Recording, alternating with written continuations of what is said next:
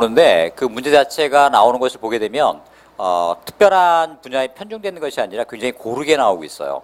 그래서 그 크게 이제 뭐 물론 그 안에서도 나름대로 중요하다라고 생각되는 그런 부분이 있긴 합니다만 그래도 비교적 골고루 분산이 돼 있고 문제 난이도 자체는 뭐 이미 다들 한 번씩 기출 문제들은 다 보셨으리라 생각이 드는데 그렇게 어렵지는 않습니다, 사실은. 하지만 모든 시험의 추세가 요즘에 그 판례를 중심으로 이루어지기 때문에 판례에 대한 준비를 하지 않고는 사실상 고득점은 어렵죠. 하지만 좋은 게 어떤 게 있냐면 이게 쉽게 얘기해서 뭐 60점만 넘어가면 사실은 시험에 합격을 하잖아요. 그런 것이기 때문에 민법을 일단 전략 과목으로 삼으시고 그러니까 그렇다고 얘기해서 뭐 한두 문제 틀리거나 죄송합니다. 혹은 다 맞겠다라고 생각을 하셔서 공부하실 필요는 없을 것 같아요. 그러실 필요는 없고 한 80점 정도로 생각을 하시고 그래서 그 정도로 맞추시는 것이 실제로 효율적으로 공부할 수 있는 그런 방법이 될 것 같습니다. 사실 예를 들어 60점에서 80점을 올리는 데는 그렇게 그다지 커다란 노력이 필요하지 않지만 80점에서 90점을 올린다든가 혹은 90점에서 100점을 올리기에는 실질적으로 예를 들어서 뭐 60점에서 80점에 들어가는 노력이 10이다라고 하게 되면 80점에서 90점 올라가는 데는 뭐 예를 들어 30 혹은 90에서 100점을 올린다 이 부분에는 뭐 50 이런 정도의 노력이 들어가야 되니까 공부가 그렇게 효율적인 것 같지는 않습니다. 그래서 일단 전략 과목으로 삼으실 때 그렇다고 해서 뭐 정말 엄청나게 뭐 자신이 있어가지고 내가 여기서 한두 문제 틀리고 승부를 보겠다 그런 것이 아니다라고 하게 되면 한 80점 정도 생각을 하신다라고 하게 되면 적정할 것 같아요. 크게 부담 없이 공부하실 수 있을 것 같습니다. 자, 그래서 오늘 준비한 판례는 한 30개 정도 됩니다. 그래서 앞쪽에 그러니까 사실관계를 좀 알아야 이해하기가 쉬운 부분은 사실관계를 좀 붙였고 그냥 사실관계보다는 그냥 판례의 요지 정도만 알고 넘어가도 충분하겠다라고 하는 그런 부분들은 따로 판례 요지를 넣지는 사실관계를 붙이지는 않았어요. 그래서 조금 이 실제로 이제 문제 나오는 거 보게 되면 판례 요지만 나오는 것이 아니라 이 사실관계를 같이 묻는 그런 경우도 있거든요. 그래서 그런 부분하고 같이 연관해서 보시면은 조금 좋으실 겁니다. 예, 자 한번 보겠습니다. 1번은 그 신의성실의 원칙에 관한 그런 판례인데요. 이 모순금, 그러니까 강행법규하고 이 신의성실 원칙과의 관계를 정립시켰던 그런 판례입니다. 99-4405 판례인데요. 3조 조문은 민법 2조와 관련 있는 내용이고요. 뭐 사건 개요를 잠깐 보시면 자 A가 수익증권 매입 과정에서 B가 일정 수익 보장을 약속한 그런 사건이에요. 그러니까 A는 어떤 사람이 일반 그 증권을 구입하는 사람이고 B가 이 증권회사입니다. 근데 이 그러니까 증권 투자법에 보게 되면 이렇게 수익률을 약정할 수가 없어요. 그러니까 이거 그렇게 되게 되면 말하자면 이거 건전한 시장 질서를 문란케 하는 행위다라고 보는 것이죠.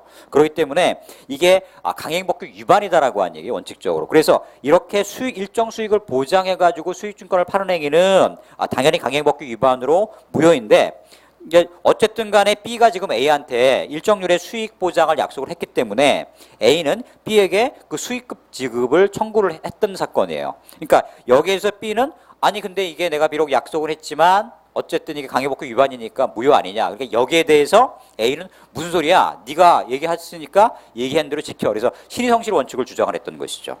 그래서 이 경우에 신의성실 원칙을 관철하게 되면 무슨 문제가 생기나요? 강행법규 위반, 즉 무효 부분을 갖다가 인정하게 되는 이런 문제가 생기잖아요. 그래서 이 부분에 관해서 판례가 이제 확실하게 정리를 해준 그런 내용입니다. 거기 판결 요지를 보시면 강행법규에 위반해서 무효인 수익보장 약정이 투자신탁회사가 먼저 고객에게 제의함으로써 체결된 것이라고 하더라도 이 전형적인 그 강행법규 위반, 무효 사유가 된 것이죠.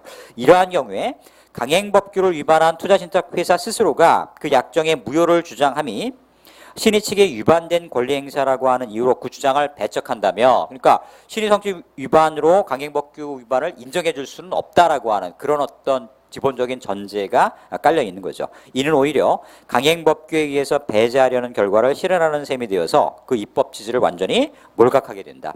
그래서 위와 같은 주장이 신의성실의 원칙에 반하는 것이라고 할 수 없다. 이런 이야기죠. 예, 그래서 비록 이런 경우에는 이 강행법규 위반, 그래서 이것을 신의성실의 원칙에 위반되는 것은 아니다 이렇게 판단하고 있는 것입니다. 자, 그러니까 결국 이제 강행법규 위반이 어쩔 수 없이 이게 더 중요한 거다라고 판단하는 것이겠죠. 자, 다음에 두 번째 보시면은 그 사단법인 정관의 해석 방법에 관한 것인데요. 요거는 뭐하고 관련되는 거냐면 이 사단법인의 그 이 정관의 법적 성격하고 관련이 있어요. 보통 이 정관이라고 하는 것은 예를 들어서 이제 그 처음에 사단법인 설립할 때 만들어지잖아요. 그리고 난 다음에 사원들이 들고 날고 하죠. 하지만 이 회사의 정관이라고 하는 것은 사실상 정관을 처음 만들었을 때 사원에도 적용이 되지만 만들어지고 난 이후에 회사에 가입하는 그런 사람들에게도 이 회사의 정관이 어때요? 적용이 된다라고 하는 얘기입니다. 그렇다라고 하게 되면 이 정관의 효력을 무엇으로 볼 거냐? 그래서 정관의 효력을 만약에 뭐 계약이 아니라 뭐 자치법규라든가 이렇게 본다라고 하게 되면 그 정관의 해석을 갖다가 주관적으로 했을 때 과연 이것을 인정해 줄 거냐라고 하는 이 부분에 관해서 판례가 명확히 한 그런 사건입니다. 자, 이거 보시면 사실개요를 한번 보면은요, 이게 어떤 사건이냐면 그 갑 법인은 정관에 회장의 중임금지, 중임이라고 하는 게 이제 2번 이상 하는 거잖아요. 회장을 2번 이상 하는 것을 못하도록 하는 그러한 규정이 있었다라고 하는 얘기예요. 근데 이 갑법인은 임기 도중에 사망한 회장의 권리를 메우기 위해서 임시총회를 개최해서 을을 말하자면 보궐회장으로 뽑은 겁니다. 그러니까 예를 들어서 임기가 4년인데 이 을이라고 한 사람은 중간에 원래 회장이 죽었으니까 예를 들어서 3년을 하고 1년이 남은 상태에서 을이 이제 들어가서 이 회장이 된 거예요. 그리고 난 다음에 1년밖에 못했으니까 그 다음에 한 번 더 하고 싶었겠죠. 근데 문제는 한 번 더 하게 되면 이제 을은 뭐가 되는 겁니까? 이게 중임이 되는 사안이잖아요. 그래서 을은 자녀 임기 만료 후에 후회장 후보로 입후보를 한 겁니다. 그래가지고 총회 당일날 이 정관에 이제 중임을 못하도록 돼 있으니까 이 투표 당일날 총회 당일날 대의원 모두의 동의로 말하자면은 투표를 해서 결국은 을이 선출이 됐는데 이때 여기에 대해서 이제 반기를 든 대의원 한 명이 야 이거 정관 규정 위반 아니냐, 중임 못하게 돼 있는데 너 이거 중임 한 거 아니냐. 근데 이쪽 을 측에서 주장하는 바는 뭐냐면 당일날 여기 보는 것처럼 그 대의원 모두가 동의해서 투표를 했으니까 이거 문제 없는 거 아니냐. 쉽게 얘기해서 중임 못한다라고 하는 규정을 바꾼 건 아니냐. 전원이 동의를 해가지고 그렇게 주장을 했던 그런 사건이다라고 하는 얘기죠. 자, 여기에 대해서 이제 대법원이 뭐라고 얘기를 하느냐. 자, 사단법인의 정관의 성격을 먼저 규정을 합니다. 사단법인의 정관은 이를 작성한 사원뿐만 아니라 그 후에 가입한 사원이나 사단법인의 기관 등도 구속하는 점에 비춰보면 그 법적 성질이 이게 중요해요. 계약이 아니라 뭐다? 자치법규다 이런 얘기죠. 그러니까 계약이라고 하면 당사자들이 어때요? 그때그때 상황에 따라서 바꿀 수가 있다라고 하는 이야기입니다. 근데 이게 자치법규가 된다라고 하게 되면 그 당시 어느 한순간에 당사자들끼리 모여가지고 쿵짝쿵짝 해가지고 내용을 변경할 수는 없다라고 하는 얘기예요. 그러니까 이게 자치법규라고 하게 되면 아까도 말씀드렸던 것처럼 그 이후에 이 회사에 가입하게 되는 사원들도 이 규정을 어때요? 따라야 한다라고 하는 얘기죠. 그러니까 단순히 당사자들 사이에 맺어진 계약이 아니다라고 하는 이야기입니다. 자, 그렇기 때문에 이는 어디까지나 객관적인 기준에 따라서 그 규범적인 의미 내용을 확정하는 법규 해석으로 해석을 해야 될 것이지 작성자의 주관이나 해석 당시 사원의 다수결에 의한 방법으로 자유적으로 해석될 수는 없다. 이런 이야기죠. 그러니까 이렇게 총회날 다수결로 해가지고 이 규정을 바꾸어서 이 을을 갖다가 중임시켰다, 회장을 뽑았다, 이거 인정할 수 없다라고 하는 얘기가 되겠죠. 그래서 어느 시점에 사단법인의 사원들이 정관의 규범적인 의미 내용과 다른 해석을 사원총회의 결의라고 하는 방법으로 표명하였다 하더라도 그 결의에 의한 해석은 사단법인의 구성원인 사원들이나 법원을 구속하는 효력이 없다 이런 이야기죠. 그래서 성격을 명확히 정관의 성격을 명확히 했던 그런 판례가 되겠습니다. 예. 자, 그 다음에 3번 보시면 이제 법인의 권리 능력에 관한 그런 내용이에요. 자, 이건 조문을 한번 보시죠. 3조문을 보시면 법인의 권리 능력에서 법인은 법률의 규정에 쫓아 정관이 정한 목적의 범위 내에서 권리와 의무의 주체가 된다 이렇게 돼 있죠. 그래서 목적 범위 내에서 권리 의무의 주체가 된다라고 했는데 문제는 이제 이 목적 범위를 과연 어떻게 볼 거냐 이런 문제겠죠. 이거를 좀 넓게 볼 거냐 아니면 좀 좁게 볼 거냐. 이걸 근데 좁게 봐버리면 사실상 법인이 하는 행위에 대해서 상당 부분 안정성이 떨어질 수밖에 없어요. 더군다나 이게 법인하고 거래하는 일반인들 같은 경우에는 법인의 도대체 정관의 목적이 뭔지를 일일이 검토하기가 어렵잖아요. 그렇기 때문에 어느 정도 이거를 조금 느슨하게 적용할 필요가 있다라고 하는 얘기죠. 자, 그래서 과연 그런데 그렇다고 해가지고 또 무한정 늘릴 수는 없다라고 하는 이야기예요. 이게 무한정 법인 정관에 규정되어 있는 그러한 목적 범위를 무한정 넓히게 된다라고 하게 되면 진짜 모든 행위에 대해서 그 법인의 사업 목적하고 전혀 상관이 없는 행위까지 법인이 다 책임을 져야 되는 이런 문제가 또 생긴다라고 하는 얘기죠. 그래서 그런 어떤 양자 사이에 어떤 그 밸런스를 잡는 그러한 어떤 판례다라고 보시면 되겠습니다. 자, 사실기여를 보시면 이 국유재산인 철우국장이라고 하는 극장인데 특이하게도 이 철도청이 요 철우국장을 위탁받아서 철도청으로부터 위탁을 받아가지고 A가 운영해온 A가 이제 자기가 운영하기 힘드니까 이걸 이제 B한테 위탁 경영을 맡긴 거죠.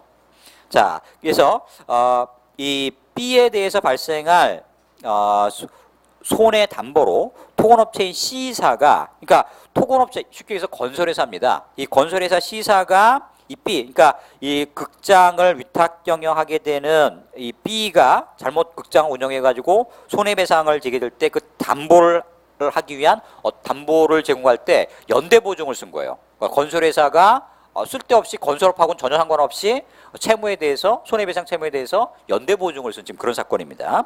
자, 그리고 여기에 대해서 이사들도 결의를 같이 했었다 이런 이야기죠.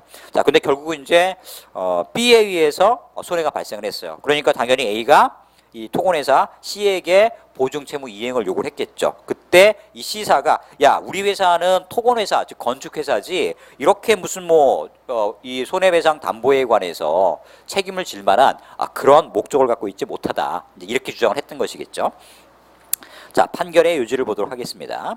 민법 34조에 의하면 법인은 법률의 규정에 쫓아 정관으로 정한 목적 범위 내에서, 즉 정관으로 정한 목적 범위 내에서 권리 의무의 주체가 된다고 규정하고 있으므로 법인의 권리 능력이 그 목적에 의해서 제한되면 자명한 것이나 그 목적 범위 내라고 함은 이를 광의로 해석해서 정관에 열거된 목적과 그 외에 법인의 목적을 달성하기 필요한 범위를 지칭하는 것으로 해석하는 것이 타당하다. 그러니까 일반적으로 광의설입니다.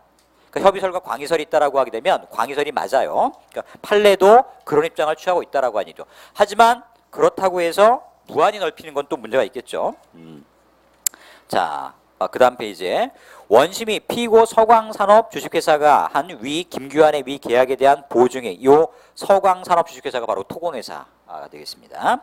위 계약에 대한 보증행위가 피고 회사의 목적 범위 내에 속한 여부에 관해서 아무런 심리한 바 없이 주식회사의 대표이사가 한 범죄행위가 그 회사의 영업 목적 범위에 포함되지 않은 것이라고 하더라도 그 행위가 달리 강행법규나 공소양속에 위반되는 특별한 사정이 없는 한 그 행위는 회사의 행위로 간주됨에 아무런 주장이 없는 것이라고 판시해서, 자, 여기가 중요하죠.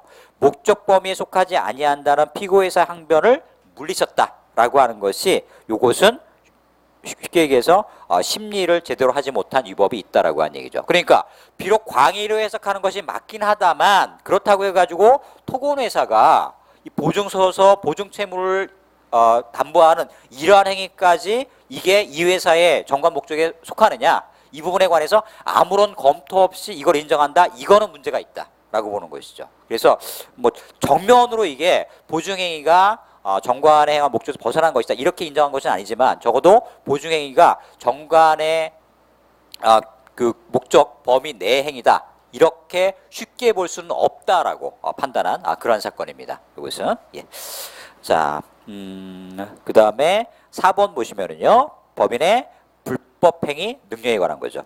요 법인의 불법행위 능력은 그 문제에서도 많이 다뤄지는 그런 부분이에요. 그러니까 법인이 실제로 법인 자체는 스스로 행위할 수가 없잖아요. 법인의 이 대표기관들이 법인의 업무를 집행을 하게 됩니다. 대표이사라든가 뭐 이런 사람들이겠죠. 대표이사 있고 또 누가 있나요? 법인의 기관으로서 이렇게 법인의 불법행위 능력을 말하자면 주장할 수 있는 그런 대표자. 예를 들어서 뭐 특별 대리인이라든가 임시사라든가 이런 사람들이 되겠죠. 자, 그러니까 자 거기 35조 조문을 보시면은요. 법인은 이사 기타 대표자 여기에는 특별 대리인이라든가 혹은 임시이사 이런 사람들이 들어가는 것이죠. 그 직무에 관하여 그래서 결국 이제 그 직무에 관하여라고 하는 부분을 이제 어떻게 해석을 할 것이냐 이 부분이 문제죠. 보통은 우리 그 외관설, 외형설이라고 하죠. 외관으로 봤을 때 요게 그 회사의 직무 범위에 속하겠다라고 판단한다라고 하게 되면 말하자면 그 회사의 직무로 봐주겠다라는 얘기죠. 그래서 타인에게 가한 손해를 배상할 책임이 있다. 그 다음에 2항을 보시면 요거는 이제 법인의 목적 범위 외의 행위일 때 요런 행위로 타인에게 손해를 가할 때는 원칙적으로는 법인은 책임 지나요 안 지나요? 이런 경우에 법인의 목적 범위 외의 행위라고 하게 되면 법인은 불법행위에 책임을 지지 않습니다. 이 경우에 이제 개인적인 책임이 되는 거죠. 그 의결에 찬성하고 하거나 그 의결을 집행한 사원 이사 기타 대표자가 연대해서 배상한다 이런 얘기죠. 그러니까 법인의 그 직무 범위 내라고 하게 되면 법인 자체가 책임을 지는 것이지만 법인의 직무 외의 행위다라고 하면 법인은 불법행위 책임을 지지 않는다라고 하는 얘기입니다. 자, 사건 개요를 한번 보시죠.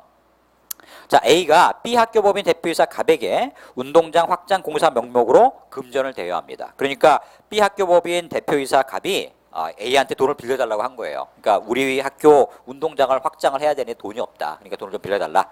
그러니까 A가 그냥 돈을 빌려줄 수는 없고 자 뭐라고 하느냐 담보로 B 학교법인 대표이사 갑 명의로 당좌 수표를 교부하게 됩니다.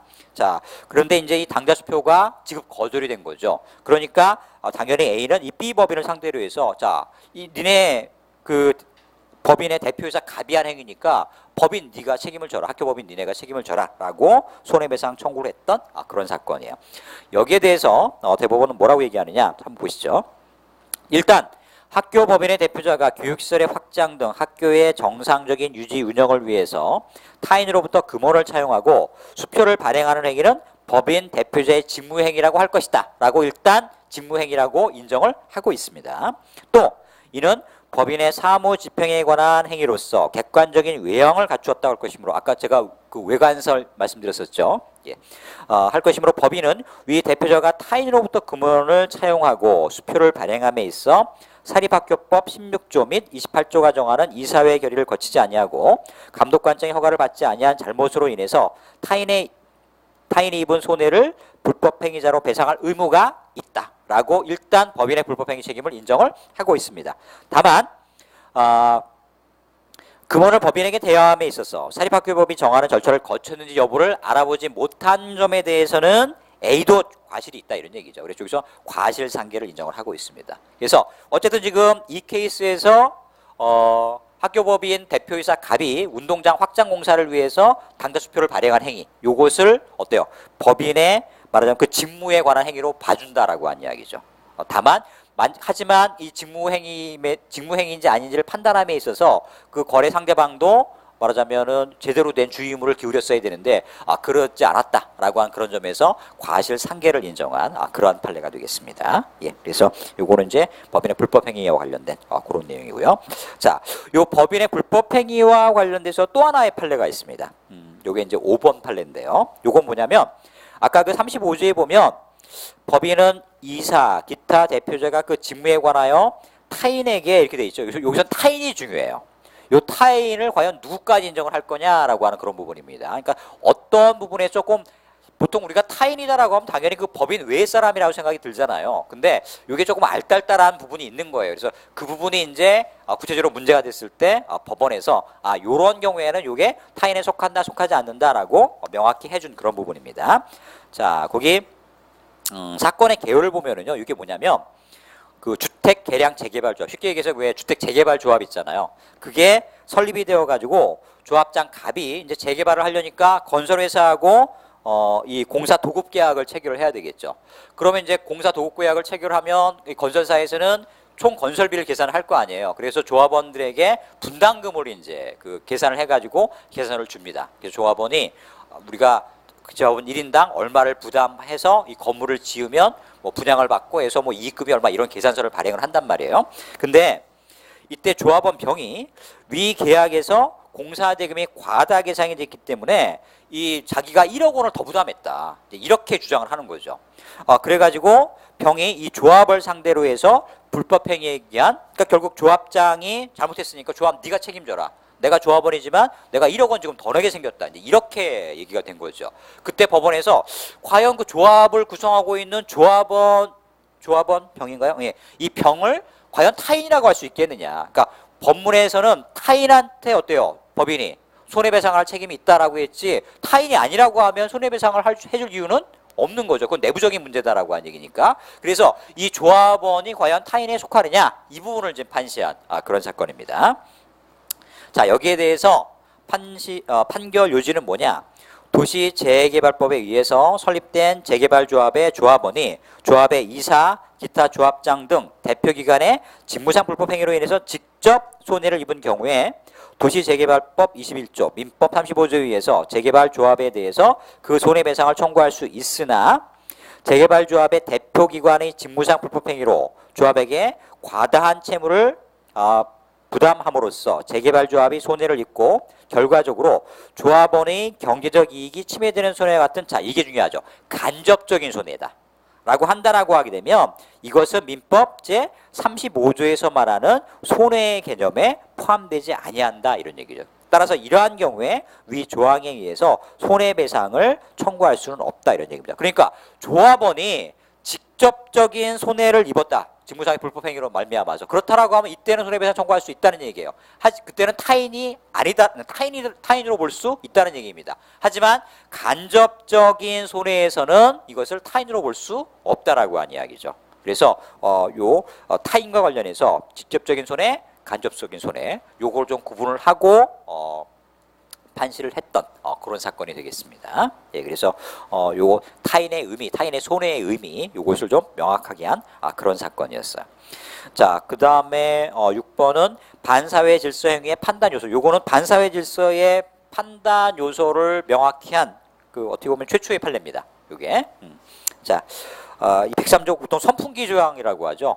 선량한 풍속, 기타 사회 질서 위반한 사항을 내용으로 하는 법률행위 무효다. 그리고 103조의 한 부분 집합으로서 불공정 법률행위 이렇게 나오죠. 예, 그래서 당사자의 궁박, 경솔 또는 무경험으로 인해서 현저하게 공정을 잃은 법률행위 무효로 한다 이런 얘기인데, 자, 요거는 사건 개요를 보면 이 사건 개요가 되게 복잡해요.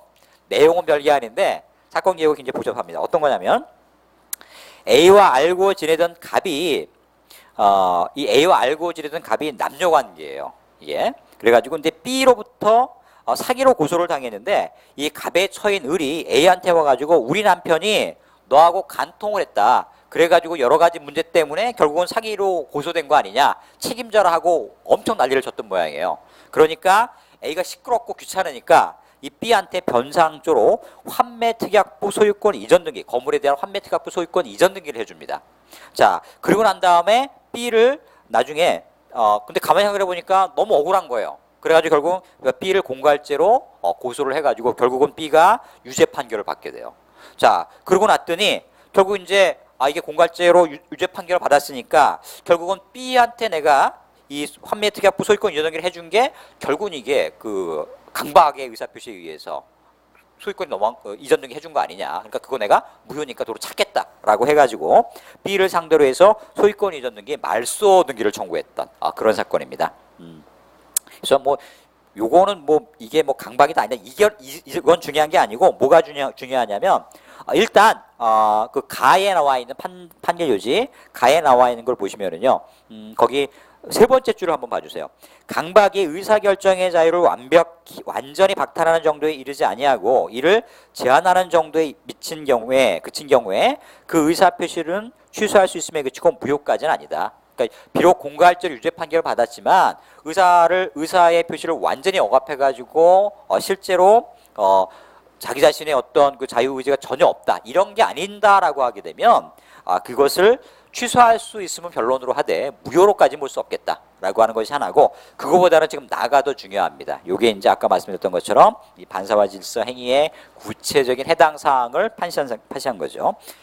민법 103조에 의해서 무효로 되는 반사와 질서 행위는 1번 법률행위의 목적인 권리 의무 내용이 선량한 풍속 기타 사회 질서에 위반되는 경우뿐만 아니라 그러니까 법률행위의 목적 자체가 권리 의무 내용, 법률행위의 목적인 권리 의무 내용 자체가 선량한 풍속 기타 사회질서 위반되는 경우입니다. 뭐 예를 장기 적출, 뭐 술, 뭐 이런 거 한다든가, 뭐 도박 계약, 뭐 이런 것들이죠.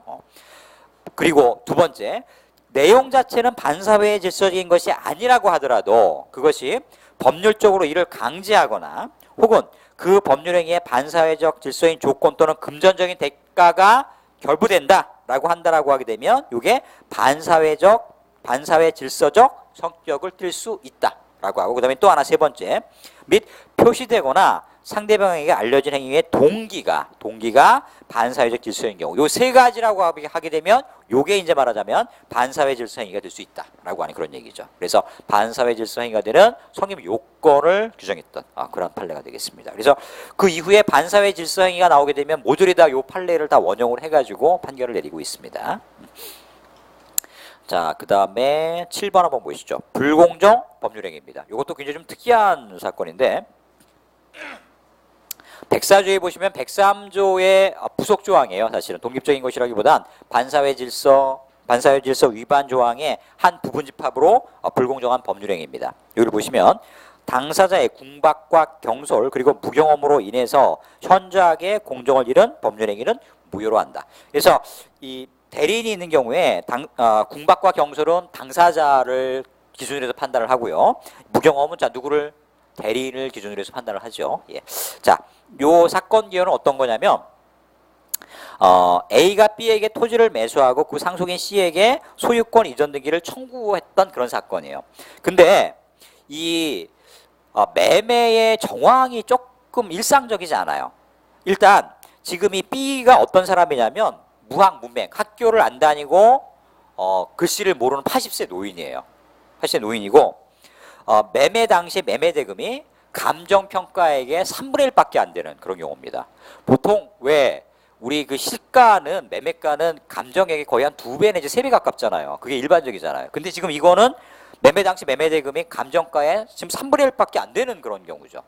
그리고 이 당사자가 바로 무학문맹의 80세 노인이고, 그리고 아까 제가 계약 행태가 조금 일상적이지 않다라고 말씀드렸는데 보통 그 부동산 계약을 할 때 계약금으로 얼마를 주죠? 전체 금액의 10분의 1 정도를 주잖아요. 10분의 1 정도를 주고 중도금으로 얼마를 주나요? 한 10분의 뭐 50에서 60%는 주고 나머지 30-40%는 이제 잔금으로 하잖아요. 근데 지금 이건 어떻게 된 거냐면 계약금을 거의 한 3분의 1 정도 주고 중도금을 그 다음날 치렀어요. 그리고 나머지 한 얼마 안 되는 잔금을 이제 치르는 이런 상황이 돼버린 거죠. 그러니까 굉장히 계약의 행태가 좀 이례적이었다라고 하는 얘기죠. 그러니까 그게 이제 말하자면 이게 상대방, 그러니까 계약 당사자가 요게 불공정하다라고 하는 걸 네가 알았지 않았느냐라고 하는 법원이 강력한 추단을 하게 되는, 말하자면 이제 근거가 되는 거죠. 그 정황이라고 하는 게. 그래서 그러고 나니까 이 B의 상속인인 C가 이거 불공정한 거래행위 아니냐라고 해가지고 이거 그냥 무효다 이렇게 주장을 했던 그런 사건입니다. 여기에 대해서 이제 판례가 뭐라고 얘기를 하느냐. 자, 이 사건 부동산 매매 계약서에 따르면 매매 금액이 1,500만 원인데 계약금이 550만 원이다. 계약금으로 약 3분의 1을 줬죠 지금. 그리고 중도금은 650만 원인데 그 다음 날 줬다 이런 얘기예요. 중도금을. 그래가지고 계약금하고 중도금 하니까 얼마예요? 1,200만 원을 준 거고, 그 다음에 잔금은 그해 2월 12일 날 3월 11일 날 한 달 정도 지나서 300만 원을 준. 그러니까 굉장히 이례적인 형태의 계약 형태였다라고 한 얘기죠. 그래서 왜 계약금을 매매 대금의 3분의 1 이상을 지급하고 거기에다가 매매 계약 체결일 바로 다음날 중도금을 지급해야 했느냐 이런 얘기죠. 자, 그것도 계약금과 합해서 매매 대금의 80%에 이르는 돈을 지급하기로 하였는지 그 이유를 알 수 없다. 이 얘기는 무슨 얘기예요? 판사가 보기에 너 불공정한 행위인 것을 네가 알면서 이거 한 거 아니냐. 그게 내가 지금 너를 의심할 수밖에 없다. 그 이유 네가 한번 설명해봐 이런 얘기죠. 합당한 이유가 있는지. 그거 이유 설명 못하면 이거 불공정한 행위다. 이렇게 보겠다라고 한 얘기예요. 자, 그래서 더욱이 원고의 주장에 따른다면 이 사건 제2토지는 미복구 토지로서 매매계약 후에 망인이 등기해서 원고에게 이전 등기를 하여 주겠다고 했던 것으로 원고는 계약 내용에 따라 계약 다음 날인 같은 해 2월 10일 중도금을 지급하였다는 것인 바, 매매 목적물 중 114평만이 이전이 가능하고 나머지 647평은 언제 등기될 것인지 확정되지도 아니한 상태에서 왜 총 매매 대금의 80%에 해당하는 돈을 이렇게 줬느냐 이런 얘기죠. 그러니까 이거는 누가 봐도 비정상적이다 이렇게 보는 겁니다. 자, 세 번째 단락을 보시면은요. 만일 망인이 경솔 무경험으로 인해서 위와 같이 극히 저렴한 가격으로 이 사건 토지를 매도하려고 하였고 원고가 이와 같이 극히 저렴한 가격인 줄 알고 계약의 해제를 곤란하게 하려는 생각으로 이 사건 매매 계약의 내용을 위와 같이 이례적인 것으로 정하였던 것이라고 하면 원고는 망인의 경솔 무경험을 이용하려는 악의가 있었다고 볼 여지가 있다 이런 이야기죠. 그래서 다만 이제 이때 원고가 주장한 게 뭐가 있냐면 이 거래 상대방이 80세 된 무학 문맹의 노인이지만 그래도 굉장히 똘똘하셨던 모양이에요. 이 양반이 농협에서 무슨 간부로 또 근무도 하고 그랬대요. 그러니까 그런 걸로 이제 말하자면 이 사람이 경솔 무경험이 아니다 이렇게 주장을 했었는데 이 재판부에서는 그것을 다 배척을 하고 이례적인 계약 행태가 있다. 그래서 이거 불공정한 거래 행위다 이렇게 본 것이죠. 예. 자, 그 다음에 8번입니다. 진이 아닌 의사표시에 관한 것이죠. 자, 진이 아닌 의사표시는 원칙적으로 어떻습니까? 이거 유효죠. 원칙적으로 유효입니다. 다만 상대방이 그 진이 아님을 알았거나 알 수 있었을 때 그때 무효로 한다 이런 얘기고 하지만 그럼에도 불구하고 제3자에게 이것을 가지고 대항할 수 없다 이런 얘기죠. 자, 사건 개요를 한번 보시죠. 요거 1980년대 이제 왜 그 뭐 12.12 쿠데타 일어나고 군부 정권에 들었을 때에 이렇게 좀 비정상적인 행태로 막 많은 사람들이 해직당하고 뭐 이런 일이 있었는데 그거와 관련된 이야기예요. 정권 교체기인 1980년 8월 초 본 새마을금고 직원 20명이 이사장 등의 지시로 일괄 사표를 제출하게 됩니다.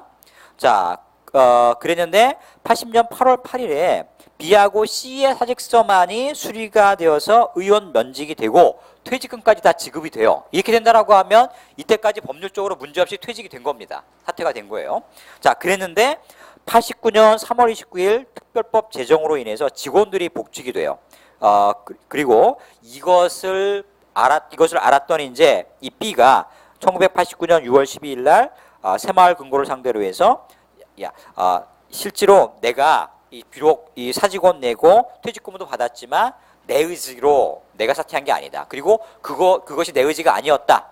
비진이 표시였다라고 하는 거 너도 알고 있지 않느냐라고 하면서 사원지위 확인 소송을 제기한 그런 사건입니다. 여기에 대해서 이제 이 진이 아닌 의사표시가 과연 무엇인지를 명확히 한 그런 판례예요. 자, 진이 아닌 의사표시의 여부, 요거는 효과세에 대응하는 내심의 의사가 있었는지 여부에 따라서 결정되는 것인 바, 근로자가 사용자의 지시조차 일괄적으로 사직서를 작성 제출할 당시 그 사직서에 기해서 의원 면직 처리될지 모른다는 점을 인식하였다고 하더라도 이것만으로 그의 내심에 사직의 의사가 있는 것이라고 할 수는 없다. 즉 사직서를 내었다. 그리고 이것에 의해서 의원 면직 처리될지 모른다라고 하는 점을 알고 있었다라고 하더라도 이것만으로 내심의 사직 의사가 있었다 이렇게 볼 수는 없다라는 얘기죠. 이게 말하자면 강요될 수 있었다라고 하는 그런 이야기예요. 그런 가능성이 있다라고 인정을 하는 것이죠. 나를 보시면 사용자가 근로자로부터 사직서를 제출받고 이를 수리하는 의원 면직이라고 하는 것은 그러니까 원에 의해서 면직이 됐다 이런 얘기예요. 원에 의해서. 그러니까 즉 그러니까 근로자가 자기 자신이 원해서 사직이 됐다 이런 얘기입니다. 의원 면직의 형체를 취해서 근로계약 관계를 종료시킨다고 할지라도 사직의 의사 없는 근로자라 하여금 어쩔 수 없이 사직서를 작성 제출하게 한 경우에는 실질적으로 사용자의 일방적인 의사표시에 의해서 근로계약 관계를 종료시킨 것이어서 사실상 해고다 이런 얘기예요. 그러니까 이거는 사용자의 일방적인 의사표시에는 해고다. 비록 일괄적으로 사직서를 받았지만 이것은 근로자 입장에서는 내가 원치 않았지만 강요에 의해서 사직서를 어쩔 수 없이 제출한 것이고 그렇기 때문에 이러한 경우에는 이게 해고이지 사직이 아니다는 얘기입니다. 정당한 이유 없는 해고 조치는 부당해고의 다름 아닌 것이다. 이런 이야기죠. 그러니까 대체로 이게 그 IMF 터지고 난 다음에 왜 뭐 회사가 어렵다라고 해가지고 일괄적으로 사표를 예를 들어서 부장 이상은 일괄적으로 다 사표를 내라 이런 경우들이 있어요. 이런 경우에는 거의 다 이 비진이 의사표시에 의한 어떤 사직의 의사표시입니다. 이거는 다 부당해고예요. 그것은 자, 다를 보시면은요. 1980년 8월 초순에 이른바 언론인 강제이직 조치에 따른 의원 면직 처분이 근로자의 의사에 반해서 사직서를 제출하게 하고 그 사직서에 기해서 이루어진 것이어서 불법행위가 되는 경우에 근로자는 이러한 불법행위의 요건 사실을 그에 대한 의원 면직 처분 시에 이미 알고 있었고, 또한 이 불법행위로 인한 위 면직 처분 이후 정년까지의 일실급료와 일실퇴직금 상당 금액의 발생 사실은 위 일실급료나 일실퇴직금을 지급할 날에 알았다가 할 것이다. 그래서 1988년 12월경 개최된 국회 문교공보위원회 청문회를 통해서 알게 된 것은 위 불법행위 요건 사실의 경위, 배경 등에 관한 이면 사정에 지나지 아니한 것이기 때문에 위 손해배상 채권의 소멸시효 기간은 위 일실급료나 퇴직금을 지급한 날로부터 진행된다고 볼 수 있다. 요거는 좀 두 개로 나눠 보셔야 되는데요. 첫 번째 것은 아까 말씀드렸던 것처럼 일괄적으로 이렇게 사직서를 내는 거, 요것은 비진 의사 표시다 이런 얘기고요. 그 다음에 다 부분은 조금 이제 앞쪽에 비진 의사 표시하고는 성격이 좀 다른 겁니다. 요거는 비록 그 비진이 의사 표시가 된다라고 할지라도 소멸시효 기산을 언제 할 거냐라고 따지는 그런 부분이어서 요거는 예를 들어서 그 소멸시효 기산점을 그러니까 말하자면 그 80년대에 이미 소멸시효가 기산되었다고 보는 거예요. 89년에 뭐 청문회에 있고 이래가지고 소멸시효가 기산됐다라고 보는 것이 아니라 그렇기 때문에 이미 소멸시효는 끝나버렸다라고 판단하는 거죠. 그러니까 요거는 앞쪽에 가나 부분하고는 조금 다른 어떤 구체적인 사실에 대한 판단이고 여기서 중요한 부분은 어떤 부분이냐? 나 부분에 있는 거죠. 그러니까 나 부분의 둘째 줄 사직의 의사 없는 근로자라고 하면 어쩔 수 없이 사직서를 작성 제출하게 한 행위 실질적으로 사용자의 일방적인 의사 표시에 의한 것으로서 요거 해고다 이런 얘기고 그리고 부당해고다 이런 얘기입니다. 예, 그 다음에 9번을 보도록 하겠습니다. 9번을 보시면 허위 표시에 있어서의 제3자 이런 얘기죠. 이게 아마 공부하시면 아시겠지만 이 허위 표시 제3자 엄청 복잡하죠. 판례도 굉장히 많이 나오고 있습니다. 요거 조금 외워두실 수밖에 없어요. 그러니까 중요한 몇 가지 케이스들을 그냥 케이스의 어떤 구체적인 사실관계뿐만 아니라 그냥 그 예를 들어 뭐 가장 매수인의 뭐 그 그러니까 불법 갑자기 말이 꼬이네. 허위로 가장 양도한 그 채권의 양수인 이런 경우에 예를 들어서 뭐 제3자 해당이 된다 이런 식으로 해가지고 개별적인 사례들 같은 경우에는 조금씩 그 키워드를 중심으로 해가지고 이건 좀 외워두실 수밖에 없습니다. 그리고 요런 경우 요 부분 같은 경우에 문제 나온 거 보니까 뭐 구체적인 사실관계가 이렇게 길게 풀려서 나오는 그런 문제는 아닌 것 같아요. 그냥 판례에서 요러요러한 경우는 이거를 제3자로 보느냐 안 보느냐 요런 것만 이렇게 묻고 있는 그런 것 같습니다. 자 여기 보시면은요 당연히 통정한 허위 의사표시는 어때요? 당사자 간에 무효입니까? 유효입니까? 무효죠. 하지만 이것도 마찬가지입니다. 전항의 의사표시의 무효는 선의의 제3자에게 대항할 수 없다 이런 얘기죠. 문제는 이제 바로 이 제3자를 과연 누구까지 볼 거냐 이런 얘기죠. 자, 요거 보시면은요. 요건 어떻게 된 거냐면 갑은 자기 소유 건물을 을과 통정해서 을 앞으로 매매 예약을 원인으로 한 가등기를 한 겁니다. 자. 소유자가 갑인데 이제 여기에 뭐 갑인데 을에게 가등기를 해준 거예요. 그러니까 이유가 있겠죠. 뭐 그러니까 채무 관계가 많아서 강제집행이 들어올 것 같으니까 이 을에 통정을 해가지고 을한테 가등기를 해준 뭐 그런 경우일 수도 있고. 자, 그랬는데 이 A가 이 갑 소유 건물을 매수한 겁니다. A가 말하자면 이제 소유권 이전 등기가 됐겠죠.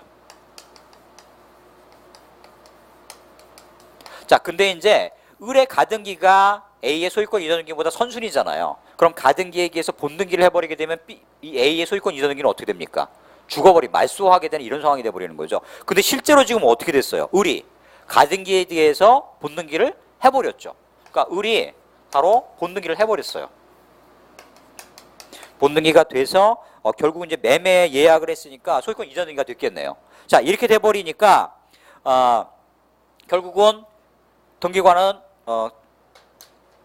이 부분에 관해서 말소할 수밖에 없죠. 이게. 자, 이렇게 되니까 이제 말소가 된 사건인데 B는 갑을 간의 매매 행위가 허위 표시임을 모르고 을로부터 위 건물을 매수해서 소유권 이전 등기를 해버렸다. 근데 문제는 이제 이 갑을 간의 매매가 갑과 을 간의 매매가 이게 지금 허위 통정 의사 표시잖아요. 이걸 몰랐던 B가 이걸 또 이제 소유권 이전 등기를 했던 이런 사건이다라고 하는 이야기입니다. 위 건물을 매수해서 소유권 이전 등기를 했다 이런 이야기죠. 자, 그랬을 경우에 을이 과연 제3자에 해당하느냐? 어때요? 당연히 해당한다고 보여지겠죠. 예. 자, 1번 보시면은 상대방과 판결 유지 보겠습니다. 상대방과 통정한 허위 의사표시는 무효이고 누구든지 그 무효를 주장할 수 있는 것이 원칙이나 허위 표시의 당사자 및 포괄 승계인 이외의 자로서 허위 표시에 의해서 외형상 형성된 법률 관계를 토대로, 자, 여기가 중요하죠.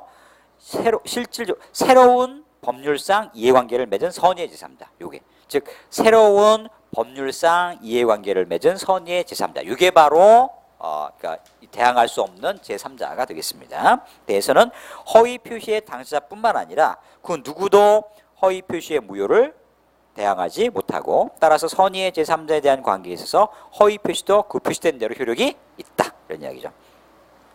자, 통정 허위 표시를 원인으로 한 부동산에 관한 가등기 및 그 가등기에 기한 본등기로 인해서 갑의 소유권 이전 등기가 말소된 후 다시 그 본등기에 터잡아 을이 소유 부동산을 양수해서 소유권 이전 등기를 마친 경우 을이 통정 허위 표시자로부터 실질적으로 부동산을 양수하고 또 이를 양수함에 있어 통정 허위 표시자의 명의의 각 가등기 및 이에 기한 본등기의 원인이 된 각 의사표시가 허위 표시임을 알지 못했다면 갑은 선의의 제3자인 을에 대하여는 그 각 가등기 및 본등기의 원인이 된 각 허위 표시가 무효임을 주장할 수 없고, 따라서 을에 대한 관계에서 허위 표시가 유효한 것이 되므로 그 허위 표시를 원인으로 한 가등기, 본등기 이를 바탕으로 그 후에 이루어진 을 명의의 소유권 이전 등기도 다 유효하다 이런 이야기입니다. 그래서 뭐 요거는 이런 경우에 새로운 법률상 이해관계를 갖는 그러한 선의의 제3자에 해당한다 이런 얘기죠. 다만 이러한 경우에 제3자가 부인되는 경우가 보통 이제 그 추심의 권리를 이어받는 경우, 추심을 하기 위해서 예를 들어서 명의만 이어받는 이런 양수인 이런 경우라고 하게 되면 요거는 새로운 법률상 이해관계를 보지 않는다라고 하는 얘기죠. 그런 경우에는 제3자에 해당하지 않습니다. 그래서 요거를 좀 구별하실 필요가 있어요. 예. 자, 그 다음에 10번 보겠습니다. 예. 요 케이스도 굉장히 좀 재밌는 케이스예요. 그리고 실제로 요게 그냥 사실관계를 잘 모르면 잘 외워지지 않는 그런 판례예요. 요게. 그러니까 착오하고 사기가 같이 물려 있을 때 과연 이게 착오로 무효를 해야 돼? 착오로 예를 들어서 무효로 할 거냐, 취소할 거냐, 아니면 여기 보는 것처럼 사기로 무효를 할 거냐, 이것에 관한 이야기거든요. 그러니까 요거를 말하자면 판단했던 그런 사례가 되겠습니다. 여기는 이 사건기를 보면 진짜 나쁜 놈이 나와요. 이게 자, 먼저 착오에 의한 의사표시. 착오의 의사표시는 일단 2단계로 판단을 해야 되겠죠. 첫 번째가 법률행위 내용의 중요 부분의 착오, 그 다음에 그 착오가 소유자의 중대한 과실이 아니었다라고 하는 이런 어떤 2단의 판단이 있어야 취소가 가능하다라고 하는 얘기입니다. 그러니까 내용상 중요 부분의 착오이어야 하고 그것이 표의자의 중대한 과실이 아닐 때 취소할 수 있다는 얘기죠. 다음 2항을 보시면 이러한 의사표시 취소는 선의의 제3자에게 대항하지 못한다 이렇게 되어 있습니다. 그 다음에 110조 보시면 사기 강박에 의한 의사표시인데요. 사기나 강박에 의한 의사표시 취소할 수 있다. 그 다음에 상대방의 의사표시에 관해서 제3자가 사기나 강박을 한 경우에 상대방이 그 사실을 알았거나 알 수 있었을 때 그때 한해서 그 의사표를 취소할 수 있다. 그래서 여기서 보면 그 상대방 제3자 여기서 이제 판례상 또 하나 문제되는 게 제가 여기서 뽑아놓지는 않았습니다만 요 제3자의 범위를 어떻게 볼 거냐 이런 부분이 있죠. 그러니까 본인과 대리인이 있을 때 뭐 대리인이 예를 들어서 뭐 사기 강박을 했다라든가 혹은 뭐 본인이 사기 강박을 했다라든가 이런 경우에 이런 경우라고 하게 되면 여기 제3자에 해당하지 않는 그런 판례들이 있습니다. 자, 사건 개요를 한번 보시죠. 자, 여기 A 회사하고 B 회사 두 개의 회사가 나와요. A 회사는 항공해운 회사고 B 회사는 항공화물 운송을 대행하는 회사입니다. 요 두 회사가 국제화물 운송 계약을 체결하는 거죠. 근데 B가 보기에 이 A 회사가 좀 못 믿어온 거예요. 그러니까 너 이 계약 제대로 이행할 수 있어? 조금 너 좀 내가 믿었지 않다. 그러니까 너 여기다가 보증보험을 좀 들어라. 이렇게 된 거죠. 그래서 A는 B에 대한 채무이행 담보로 C와 즉 보증보험사와 이행보증계약을 체결을 했어요. 만약에 A가 B하고 계약을 맺었는데 이걸 제대로 못 지키면 C가 이제 물어주는 그런 계약을 체결한 거죠. 근데 이 보증계약을 하면서 A의 대표이사 갑과 이사 을은 위 보증계약의 연대보증을 세우기 위해서 공모해서 을의 매형도 아니고 그 매형을 기망해가지고 매형 회사의 직장 동료 D한테 신원보증을 서달라고 말하자면 사기를 친 거죠. 즉 신원보증을 서달라고 하면서 실제로 내민 서류는 뭐냐? 바로 이 이행보증계약, 그러니까 보증 채무를 서달라라고 하는 그 서류를 내민 거예요. 그래가지고 결국 이 직장동 D도 이제 말하자면 이 B의 을의 매형을 믿었던 모양이에요. 그러니까 자세히 안 보고 그냥 그래 신원보증 해줄게라고 사인을 그냥 해버린 사건인 거죠. 그러다가 결국은 이 C가 결국은 이제 이행보증 계약에 따라서 채무이행을 하고 D를 상대로 해서 구상권을 청구했던 그러한 사건이 되겠습니다. 자, 결국 이렇게 되니까 여기는 이제 두 가지 쟁점이 들어가 있는 거죠. 하나는 지금 이 대표이사 이놈들이 어때요? 자기 매형의 친구를 어떻게 한 겁니까? 속인 거잖아요. 그런데 이 매형의 친구는 어때요? 자기가 착오에 빠져가지고 말하자면 신원보증 계약인 줄 알고 이 이행보증 계약에다가 지금 사인을 한 그런 상황이 돼버린 거죠. 그래서 사기하고 착오가 겹친 그런 사건인 겁니다. 이런 경우에 판례는 그러면 사기하고 사기하고 착오 가운데 어떤 걸로 취소를 주장할 수 있겠느냐? 이제 요거를 판단했던 그런 사건이에요. 자, 판결 요지를 보시면 1. 사기에 의한 의사표시란 타인의 기망행위로 말미암아서 착오에 빠지게 된 결과 어떠한 의사표시를 하게 되는 경우이므로 거기에는 의사와 표시의 불일치가 있을 수 없다. 이게 바로 말하자면은 그 비진 의사표시 뭐 이런 거하고 좀 다른 점이 되겠죠. 즉 사기의 의사표시는 말하자면 사기를 당했으니까 자기가 어때요? 의사대로 표시를 한 거잖아요. 그러니까 의사와 표시상의 불일치는 없다 이런 얘기입니다. 단지 의사의 형성 과정, 즉 의사 표시의 동기에 착오가 있는 것에 불구하고 이 점에서 고유한 의미의 착오에 의한 의사 표시와 구분이 되는데 신원보증 서류에 서명 날인한다는 착각에 빠진 상태로 연대보증의 서면에 서명 날인한 경우 결국 이것은 강학상 기명날인의 착오다. 즉 기명날인의 착오다라고 하는 것은 서명의 착오고 요거는 표지상의 착오에 해당한다. 라고 하는 이야기죠.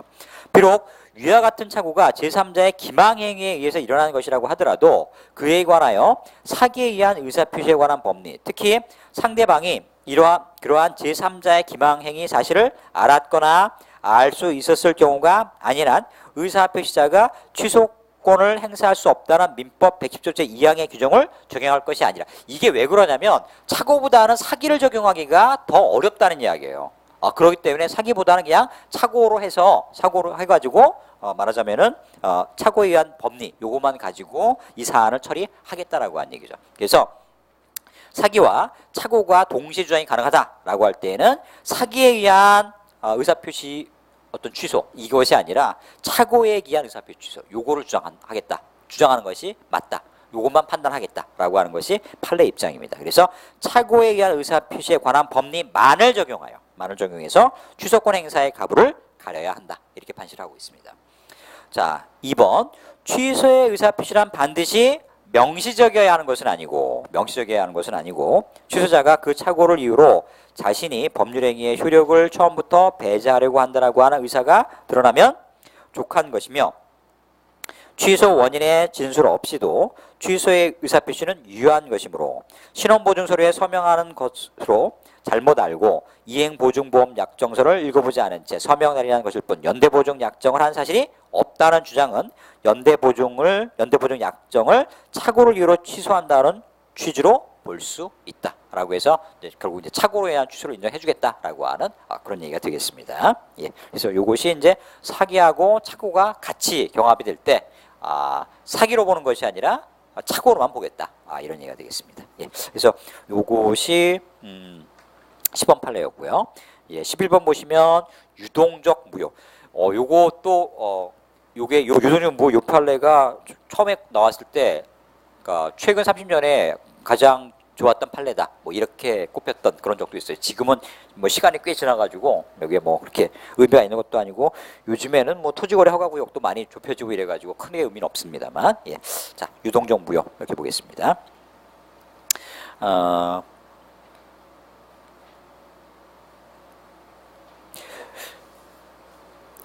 참조 조문 보시면 130조 무권 대리. 대리권이 없는 자가 타인의 대리인으로 한 계약은 본인이 이를 추인하지 아니하면 본인에 대해서는 효력이 없다. 이런 얘기죠. 그리고 무효행위의 추인. 자, 무효행위를 추인하면 유효행위로 됩니까? 무효행위를 추인하면 유효행위로 되나요?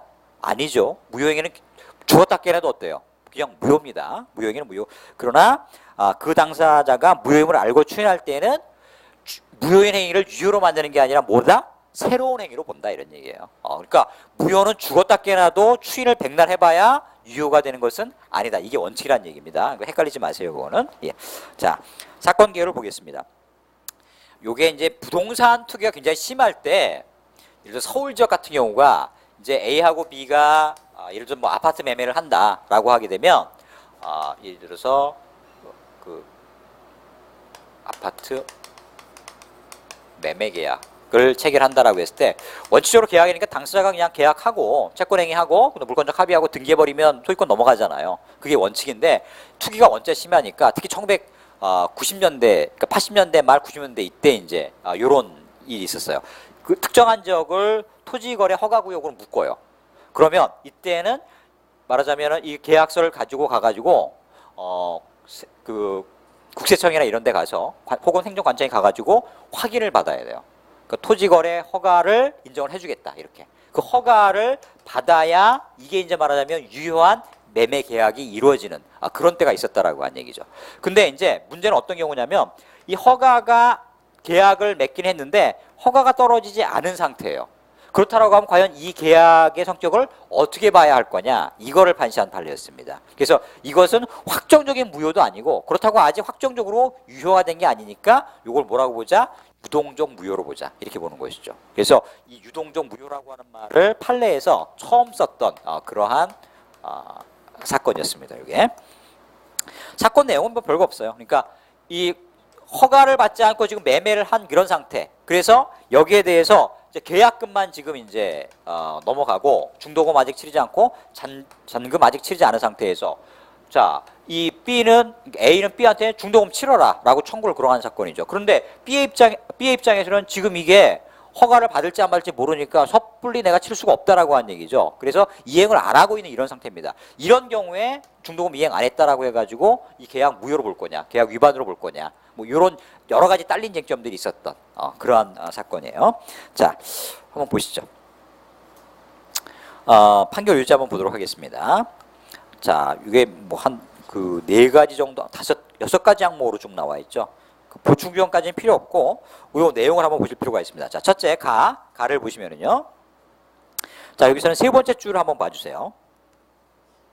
관할 관청의 허가를 받아야만 그 효력이 발생하고 허가를 받기 전에는 물권적 효력은 물론 채권적 효력도 발생하지 아니하여 무효로 보아야 할 것이다. 무효다. 일단은 무효다 이런 얘기죠. 근데 그냥 절대적인 무효라고 하는 것이 아니라 뒤에 가면 이제 유동적 무효라고 하는 그런 말이 나옵니다. 다만 허가를 받기 전의 거래 계약이 처음부터 허가를 배제하거나 잠탈하려는 내용의 계약일 경우에는 당연히 이때는 확정적 무효겠죠. 애초에 계약을 할 때에 허가를 배제하거나 잠탈하려고 하는 그런 목적이 있었다라고 하면 이때는 당연히 무효예요. 하지만 그런 것이 아니다라고 하면 이와 달리 허가받을 것을 전제로 한 거래 계약이라고 한다라고 하게 되면 허가를 받을 때까지 법률상 미완의 법률행위로서 소유권 등 권리 이전 또는 설정에 관한 거래의 효력이 전혀 발생하지 않음은 확정적 무효와 다를 바 없지만 일단 허가를 받으면 그 계약은 소급하여 유효한 계약이 되고 이와 달리 불허가가 된 때에 무효로 확정되므로 허가를 받기까지는 유동적 무효의 상태에 보는 것이 타당하다 이런 얘기죠. 바로 유동적 무효라고 하는 말이 나오죠. 그래서 허가받을 것을 전제로 한 거래 계약은 허가받기 전의 상태에서는 거래 계약의 채권적 효력도 전혀 발생하지 않으므로 권리의 이전 또는 설정에 관한 어떠한 내용의 이행 청구도 할 수 없으나 일단 허가를 받으면 그 계약은 소급해서 유효화되므로 허가 후에 새로이 거래 계약을 또 체결할 필요는 없다. 이런 내용이죠. 자, 나는 빼세요. 나는 크게 의미는 없고 다를 보겠습니다. 같은 법 제21조 3항 제1항 소정의 허가가 규제지역 내의 모든 금연에게 전반적인 토지거래의 자유를 금지하고 일정한 요건을 갖춘 경우에만 금지를 해제해서 계약 체결의 자유를 회복시켜주는 성질의 것이라고 보는 것이 위 법의 입법 취지를 넘어선 지나친 해석이라고 할 것이고, 규제지역 내에서도 토지거래의 자유가 인정이 되나 다만 위 허가를 허가 전에 유동적 무효 상태에 있는 법률의 효력을 완성시켜주는, 자, 인가라고 하는 말 동그라미 해주십시오. 그러니까 이 허가가 완벽하게 토지 거래를 완전히 금지해가지고 원칙적으로 금지하고 예외적으로 허가를 해준다, 이런 의미는 아니다라고 한 얘기예요. 그러니까 실질적으로 효력의 유효성을 보충해주는 인가의 성격을 갖고 있다. 허가라고 하는 말을 띠고 있지만 인가의 성격을 갖고 있다라고 해서 이 토지거래 허가제의 성격을 지금 규명을 하고 있습니다. 자, 라를 보시면은요. 자, 규제지역 내의 토지에 대해서 거래 계약이 체결된 경우에 계약을 체결한 당사자 사이에 있어서는 그 계약이 효력 있는 것으로 완성될 수 있도록 서로 협력할 의무가 있습니다. 자, 일단 이렇게 계약을 맺었으면 허가가 나올 수 있도록 서로 간에 어떻게 하라? 협력할 의무가 있다라고 판시를 하고 있어요. 자, 그래서 계약 쌍방 당사자는 공동으로 관할 관청에 허가를 신청할 의무가 있고, 만약에 이러한 의무에 위배해서 허가 신청 절차에 협력하지 않는다라고 하게 되면 그 협력하지 않은 당사자에 대해서 상대방은 협력 의무의 이행을 소송으로 구할 이익이 있다. 즉 소구할 이익이 있다, 이런 얘기죠. 여기서 협력을 안 해. 자, B가 A한테 협력하라 라고 했는데 협력을 안 한다. 이런 경우에 이 협력을 청구할 수 있는 이 사람의 권리는 소송을 통해서 관철시킬 수 있다라고 한 얘기입니다. 즉 소구할 수 있는, 소송으로 구할 수 있는 그러한 협력 의무는 이익이 있는 것이다, 이런 얘기예요. 그래서 요 협력 의무는 소송으로 구할 수 있다 없다? 소송으로 구할 수 있다, 이런 얘기입니다. 말을 보시면은요. 규제지역 내에 있는 토지에 대해서 체결된 매매계약이 처음부터 허가를 배제하거나 혹은 잠탈하는 내용의 계약이 아니라 허가를 전제로 한 계약이라고 보여지므로 원심이 원고의 청구 중 피고에 대해서 토지거래 허가 신청 절차의 이행을 구하는 부분을 인용하는 것은 정당하지만, 허가가 있을 것을 조건으로 해서 소유권 이전등기 절차 이행을 구하는 부분에 있어서 위 가항의 법령과 같이 허가받기 전의 상태에는 아무런 효력이 없어서 권리의 이전 또는 설정에 관한 어떠한 이행 청구도 할 수 없다, 이런 얘기입니다. 그래서 원심이 이 부분 청구까지도 인용한 것은, 자, 요거는 잘못했다, 이런 얘기죠. 그러니까 아직 허가가 나지 않은 상태에서는 소유권의 이행을 청구할 수 없다, 이런 얘기예요. 그러니까 B가, 자, 너 내놔. 소유권 나 계약금 내고 했으니까 소유권 이전 등기 해줘. 이렇게는 청구할 수 없다라고 하니, 그거는 이 허가 여부를 일단 보고서 결정을 해야 된다는 얘기입니다. 발을 보시면은요. 위 마항에 매매계약을 체결한 경우에 있어 관할 관청으로부터 토지거래 허가를 받기까지는 매매계약이 그 계약 내용대로 효력이 있을 수 없는 것이므로 매수인으로서도 그 계약 내용에 따른 대금 지급 의무가 있다 할 수 없고, 설사 계약상 매수인의 대금 지급 의무가 매도인의 소유권 이전 등기 의무의 선행에서 자, 이게 굉장히 중요해요. 그러니까 특약상 매수인의 대금 지급 의무가 매도인의 소유권 이전 등기에 앞서서 내가 먼저 돈 줄게. 원래는 동시 이행이 돼야 되잖아요. 잔금 주고 그 다음에 그 등기 이전 받고. 그럼에도 불구하고 먼저 다 대금을 주기로 했음에도 불구하고 그렇게 약정이 되어 있다라고 하더라도 매수인에게 그 매매 대금 지급의 의무가 없으면 매한가지다, 이런 얘기입니다. 그래서 이 부분에 대해서 야, 너 계약상 네가 먼저 나한테 돈 주기로 했잖아. 너 계약 위반이야 라고 이것을 이유로 해가지고 계약을 해제할 수 없다는 얘기죠. 그래서 이 토지거래 허가구역 내에서 이 허가를 둘러싸고 굉장히 많은 판례 내용들이 나왔어요. 근데 지금 사실은 이게 이제 나온 지도 오래됐고, 그다음에 지금은 토지거래 허가구역 자체가 거의 없어요. 그렇기 때문에 크게 그렇게 의미가 있는 뭐 그런 건 아니었었는데 어쨌든 이 유동적 무효의 법리를 처음 등장시켰던 그런 판례였습니다. 그래서 요즘에 유동적 무효라고 하는 얘기가 심지 않게 많이 있어요. 사실은 이게 또 어떤 개념하고도 있냐면 왜 아까 그 저기 뭐야 비진 의사 표시 같은 것들 있잖아요. 그런 경우도 취소할 수 있는데 취소가 안 되는 그런 상황이다라고 하면 일종의 유동적 무효 상태로 볼 수도 있다라고 하는 얘기죠. 그런 것들을. 그래가지고 이것이 나름대로 의미가 있었던 그런 판례입니다. 거기 다수 의견에 대한 보충 의견 뭐 요걸 한번 읽어보시고요. 예. 자 어떻게 요즘에는 공부하시기가 많이 힘들죠. 이제 시험이 다가오고 하니까 어떠세요? 공부를 하시기가 많이 힘들지 않아요? 보통 이 시기가 제일 많이 힘든 때인데. 감정평가사도 보통 2차 공부를 같이 하시나요? 1차 하실 때? 많이 이렇게. 예. 여기 조금 젊으신 분도 계신 것 같고 조금 나이 드신 분도 계신 것 같은데 저는 굉장히 좀 나이가 돼서 노무사 시험에 합격을 했어요. 사실은 재작년에 합격을 했습니다. 제가 몇 살 정도 돼 보이나요? 제가 대학교 8호학번이에요.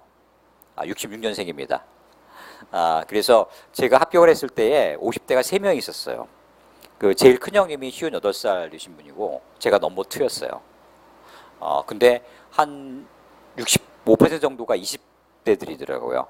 근데 작년 노무사 시험에는 70%가 20대였고 50대는 한 명이었어요. 그러니까 이 나이 먹은 사람들이 점점 하기가 어렵죠. 근데 시험이라고 하는 게 당연히 나이를 먹어가면 불리할 수밖에 없잖아요. 근데 제가 이 말씀드린 것은 이렇게 나이 먹은 사람도 되니까 그러니까 끝까지 포기만 안 하면 다 되더라고요. 그게. 그리고 특히 젊으신 분들 같은 경우에는 제 같이 이제 노무사 합격했던 동기들 보니까 간평사하고 조금 다르긴 하겠습니다만 젊으신 분들 같은 경우에는 노무사 합격을 하니까 대기업의 취업이 상당히 잘 돼요. 대기업 취업에. 그러니까 여러분들도 꼭 뭐 감정평가사 이런 부분에 있어서 뭐 감정평가 법인에 취업한다 여기만 있는 건 아니에요. 사실은 일반 기업이라든가 이런 데서도 굉장히 유리할 수 있습니다. 그것이. 그래서 사실 모든 자기사 시험이라고 하는 게 시험에 합격하는 게 어려워서 그렇지 합격만 하게 되면 특히 젊은 친구들 같은 경우에는 나름대로 커다란 위력을 발휘할 수 있어요. 그러니까 취직 시험에 면접 통과 안 되다가 딱 자격증 갖고 나니까 면접 통과되고 뭐 합격되고 그런 경우가 많더라고요. 노무사 같은 경우에는 저 같은 경우에는 나이를 먹고 합격을 했는데 노무사 시험이라고 하는 게 그래도 나이를 먹은 사람한테 그 직역 자체가 불리하지 않게 작용하는 몇 안 되는 그런 것 같아요. 일단 얼굴이 되게 오래 한 사람처럼 보이잖아요. 뭐 근로감독관이라든가 관청에 가면 뭐 초짜라고 안 봐주니까 그래서 그런 부분에서는 굉장히 유리한 그런 시험인 것 같아요. 그래서 공부하실 때는 그냥 아무 생각 없이 하셔야 됩니다. 저는 원래는 학원에서 꽤 오랫동안 강의를 했어요. 메가스타디하고 그다음에 종로 학원, 그다음에 뭐 피타에듀 학원 이런 데서 처음에는 이제 사탐을 했고 그다음에 논술 강의도 했었고 뭐 그랬었는데 학원업이 조금 이제 점점 이제 좀 하향 추세라.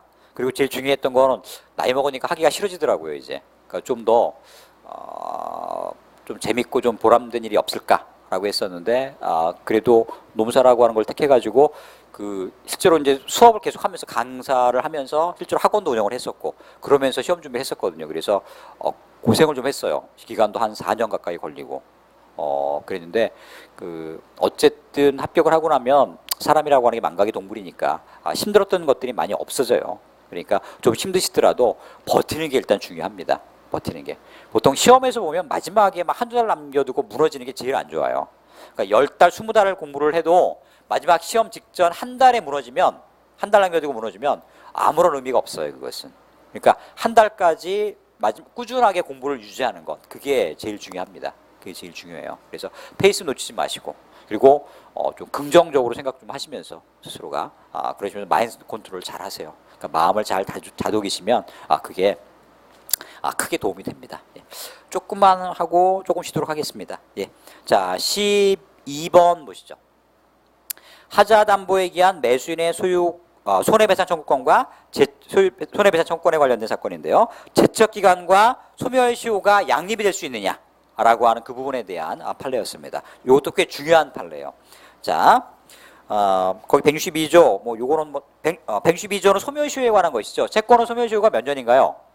10년이고, 그 다음에 채권 및 소유권 이외의 재산권은 20년이고, 보통 그 다음에 뭐 3년짜리, 1년짜리 이렇게 단기 채권 소멸시효가 있는 것들이 있고, 확정 판결을 받게 되면 단기 상관없이 어때요? 다 10년이 됩니다. 판결 받은 이후부터. 그러면 20년짜리 소멸시효가 있는 소유권 이외의 재산권도 확정 판결 받으면 소멸시효가 10년이 되나요? 그건 아닙니다. 취지상 확정 판결 받으면 소멸시효가 10년이 되는 것은 짧은 것들을 늘려준다는 얘기지, 원래 20년짜리가 확정 판결 받았다라고 해서 10년으로 줄어든다? 그건 아니에요. 자, 그 다음에 580조에 보면 요건 이제 채권에 관한 건데, 매도인의 하자담보 책임이라고 하는 게 있습니다. 즉 매매의 목적물에 하자가 있을 때에 575조 규정을 준용을 하는데요. 다만 매수인이 하자가 있는 것을 알았거나 과실로 인해서 알지 못할 때는 그러하지 아니하다. 자, 근데 582조에 보시면 이 하자담보 책임을 행사하는 이 권리에 관한 기간이 나와 있어요. 즉 매수인이 그 사실 안 날로부터 6월 내에 행사한다. 이건 전형적인 제적 기간입니다. 6월 내에 행사해야 한다. 이렇게. 그러면 자, 사건 개요를 한번 보세요. 이게 어떤 사건이냐면 조금 복잡하긴 한데, 일단 A한테 B가 이 토지를 지금 샀어요. 근데 이 B는 여기 LH공사입니다. 대한주택공사. 이 토지를 샀는데 여기가 98년 10월경에 지금 인도를 받은 거죠. 98년 10월경에 인도를 받은 거예요. 자, 그런데 B는 C에게 토지를 매도하고 팔았고, 다시 이제 이 D한테 이 토지가 D의 지위가 승계돼서 요게 이제 뭐 영업 양도라든가 혹은 뭐 합병이라든가 이런 게 있어가지고 결국 이제 D가 결국 최종적으로 토지를 소유하게 된 그런 사건이에요. 자, 그랬는데 2006년 8월경에 D가 건물 신축을 위한 공사 도중에 터파기를 했어요. 이제 건물을 지으려고. 요게 2006년 언제? 8월이라고 하네요. 근데 알고 보니까 이 토지 밑이 폐기물 덩어리인 거죠. 그러니까 이 상태로는 건물을 지금 지을 수가 없는 거죠.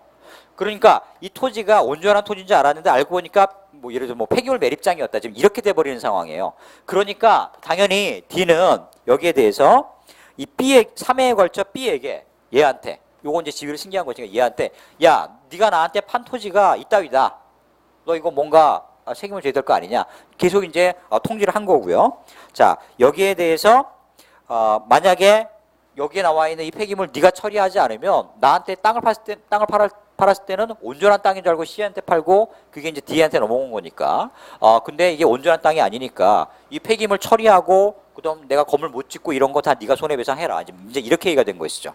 자, 이렇게 되니까 결국은 2006년 11월 9일 날 D가 폐기물을 처리를 하고 먼저 대집행을 자기가 하고 그 다음에 여기에 대해서 B에게 손해배상 청구를 했어요. 이렇게. 자, 이제 손배 청구가 된 거고, 여기에 대해서 지금 B는 어떻게 했느냐? 결국은 B에게 배상 D가 폐기물 처리 후 B에게 재수 생소했다. 그래서 B에게 배상금을 지급하라라고 하는 판결이 났다 이런 얘기입니다. 이러니까 B는 지금 생돈 물어준 거 아니에요. 그러니까 이 B는 A를 상대로 해서 2009년 이게 8월입니다. 이제 2009년 8월에 자, 사실 B도 억울하겠죠. B도 억울하잖아요. B는 A한테 토지를 샀는데 지가 다 물어줬으니까. 그래서 여기에 대해서 이것에 대해서 하자담보 책임에 관하여서 하자담보 책임에 따른 손해배상을 주의적 청구로, 그 다음에 불법 행위로 인한 손해배상을 예비적 청구로 해가지고 결국은 소송을 제기했던 그런 사건입니다. 근데 이제 여기서 쟁점이 된 건 뭐냐면 하자담보 책임은 지금 자 582조에 보시면 사실 안널로부터 얼마?